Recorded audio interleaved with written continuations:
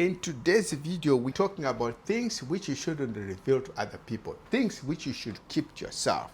Intelligent people hide these things from people, maintaining a certain level of secrecy. And it's usually a measure of wisdom, maturity, and it's being strategic. These are the things we are going to talk. I've compiled something like more than 10 things in this video, which you should keep to yourself. These things, they belong to your heart. They belong in you. They do not belong to other people's ears. These are the things which we are talking about today. The next one we're looking at is your long-term goals. Your long-term goals, you maintain level of secret until they happen. You don't go around and tell, hey, John, you know what? I'm buying a restaurant downtown. Or very soon, oh, you guys should come and eat there. Oh, it's a nice place. Oh, here's what happened. If you tell people, they internalize these things. They keep them in their mind. They don't lose that information. If you say 6 months from now, this project, or 2 years from now, people hold you to it. Come that time, they'll bump into you and ask you, or they'll make a phone call. They'll send a text message and say, hey, buddy, what happened to that project which you once told me about? How far is it now? You see, you look like a liar. You look like a fool. Do not reveal your long-term goals. Keep them here. Keep them in your heart. Maintain a level of secrecy until these things happen. The next thing we are going to talk about is every personal success. There are small successes, like you have been promoted, or you get a raise, or maybe you have started a small side hustle somewhere. Now, all these successes shouldn't be publicized to avoid a danger of jealous, envy, and also frivolous popularity. You don't want an unnecessary popularity. You don't want to tell your coworkers that they tell another coworker. If you are in a company that is 10,000 people, and then at the end of the day, 50% of the 10,000, they now know it, that, hey, they'll meet you. Hey, buddy, I heard that you are trying to do this project. How far are you? Or you got this, or you did this. I talked about it in the other video, which I talked about what you should do when you win the lottery. One of the things which I talked about in that video is claim the prize anonymously. You can go with a lawyer, then the lawyer claims the prize on your behalf while you are there. And also in the United States, there are certain states where you can claim it anonymously. There are certain states where you cannot claim it anonymously. If you are in a state where you can claim anonymously, claim the prize. And also in the United States, unfortunately, this prize has to be claimed in the state which the ticket was bought. You cannot choose, say, I'm going to claim it in this state because I'm avoiding unnecessary frivolous popularity or frivolous publicity. When you are able to maintain a level of secrecy, please do. The next one we are talking about is financial details. Do not talk about income with anybody. Do not talk about savings. Do not talk about your investments. How much you have in investment. Maybe in hindsight, you can talk about income. Oh, when I was at this job, I was making $75,000 a year. Or when I was at this job, I was making $8,000 a year.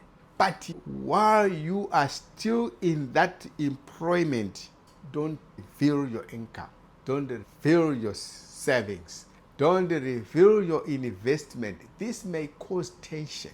This may cause jealousy with certain people, with family members, with friends, or even co-workers are the last people, especially about co-workers. Let me talk about this.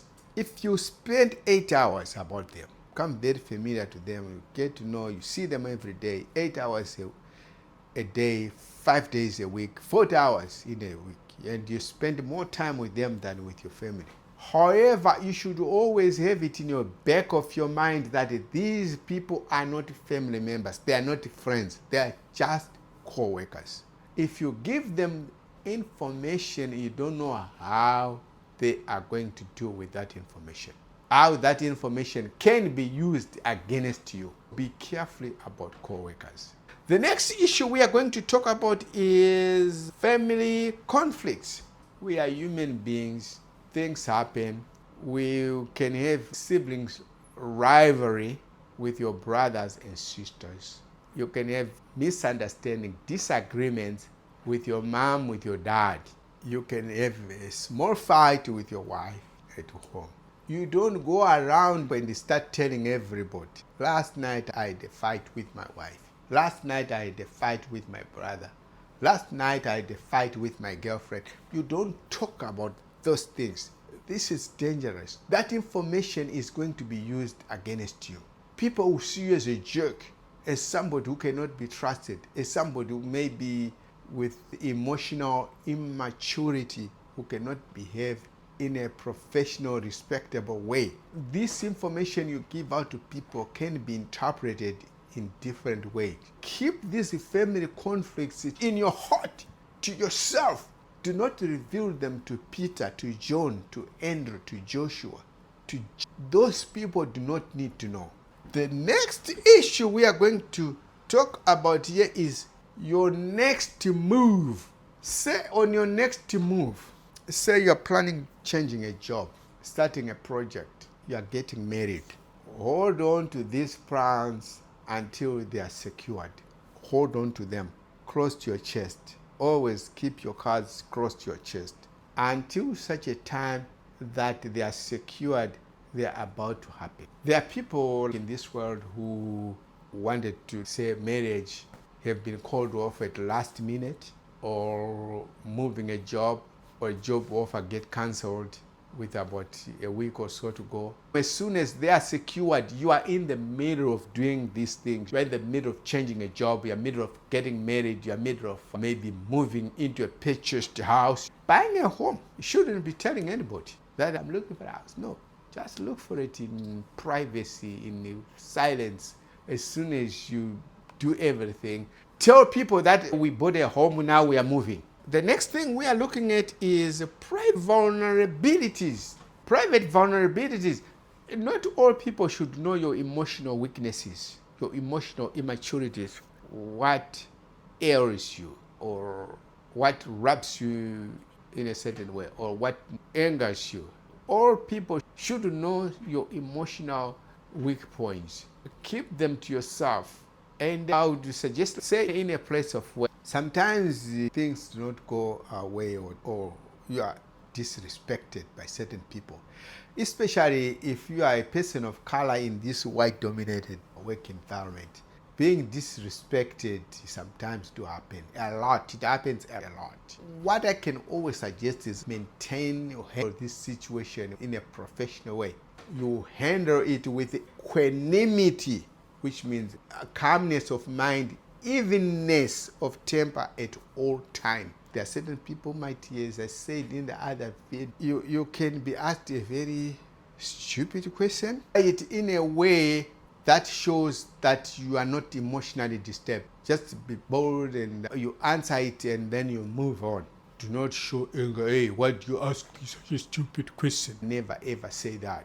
Answer it in a way that demonstrate that you are not disturbed, you are not emotional. And as I said in the other video, especially when I talked about subtle racism, people of color in white space, I talked about a gentleman who wrote a book, himself being a Caucasian gentleman, who wrote a book that people of color in white-dominated work environment, there is lack of genuine respect.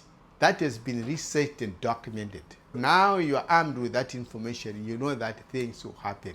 And there can be undue criticism. You know those things happen. Handle them in a way that demonstrates professional behavior. Not start yelling and screaming all over the place. The next thing we are going to talk about is raw opinion about others. Do not give negative opinion about others. Right? Say you don't like your boss. You think he's a terrible individual. He does terrible things. There are two options here. It's either you leave that workplace and you look for another job, quit, Or alternatively, say if you decide to stay, try to manage the situation. Try to avoid conflicts with him. But in the back of your mind, know that you are dealing with a jerk. You are dealing with a terrible person. You are dealing with a terrible manager. But do not go around and call him names to your co-worker. There is a saying that says, be liberal with the praise and be conservative with the criticism. If you have nothing good to say, shut up. Keep your mouth closed if you have nothing to say. Zip up your mouth. The next thing we are going to look at is the relationship problems. As I talked earlier on before, you might have relationship problems with your mother, with your father, and with your siblings, your brothers, your sisters, your spouse, be your wife, your husband, your girlfriend, your children, especially if they are grown-up children. You might have relationship problems with these people, even with some of your co-workers. These things are not supposed to be talked. Do not share intimate relationship problems with anybody. You must keep them to your heart. Never share them with anybody. Not everybody deserves to know your small fights with your wife, your small fights with your children, especially in this case we are talking about grown-up children, your small fights with your siblings, your brothers and sisters, your mother and father. Not everybody deserves to know that.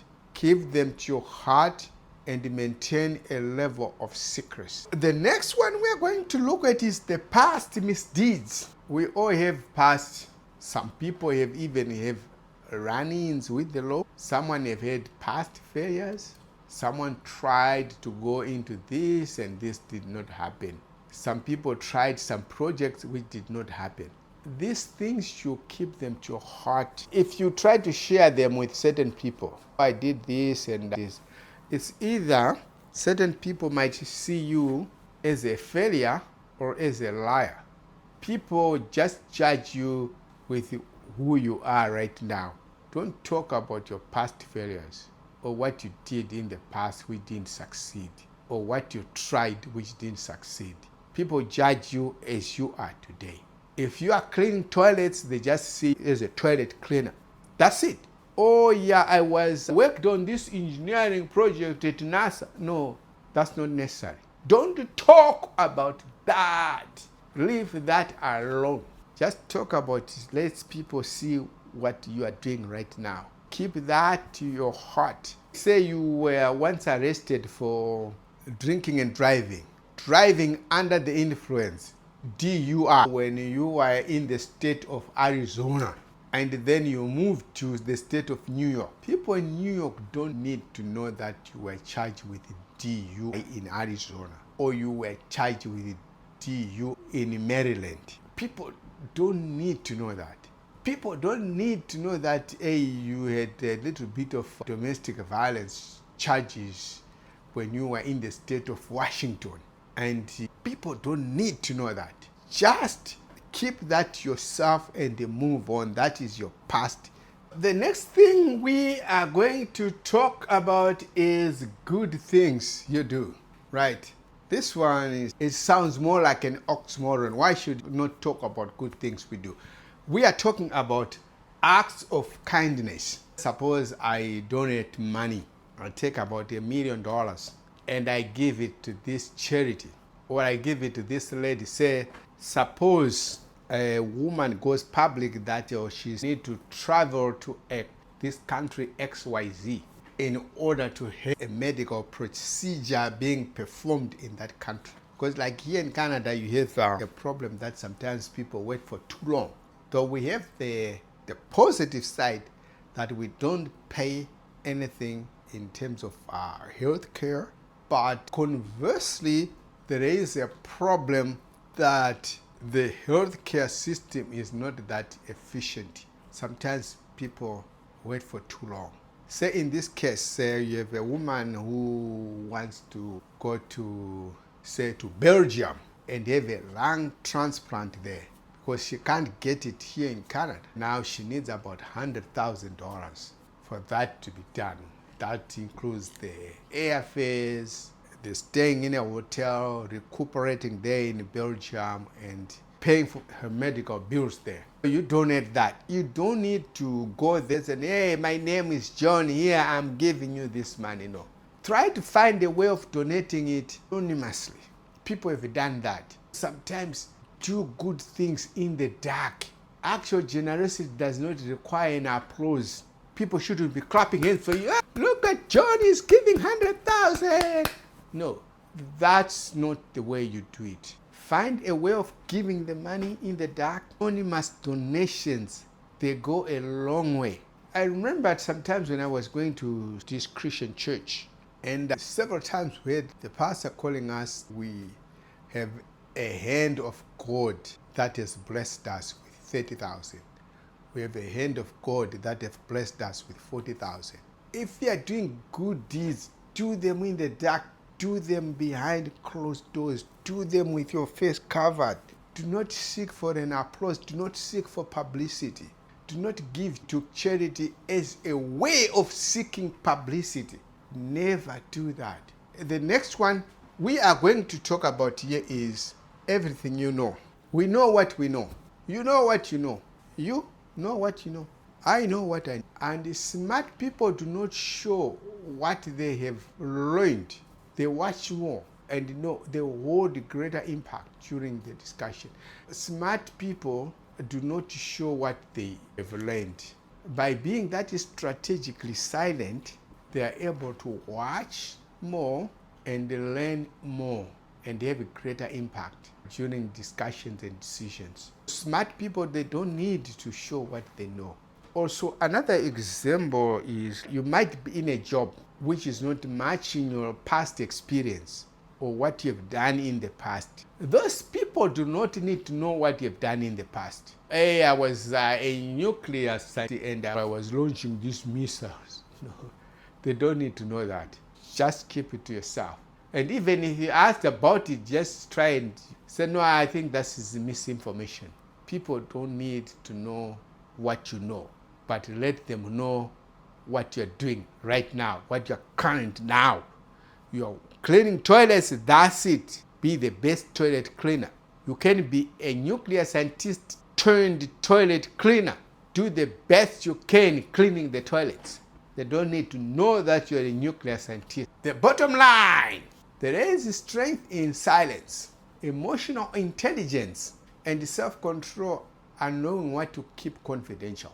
The wisest approach is not to say less out of fear of being judged or out of fear of judgment, but rather to recognize that not all things need to be shared. We thank you for watching this video. Please subscribe to this channel.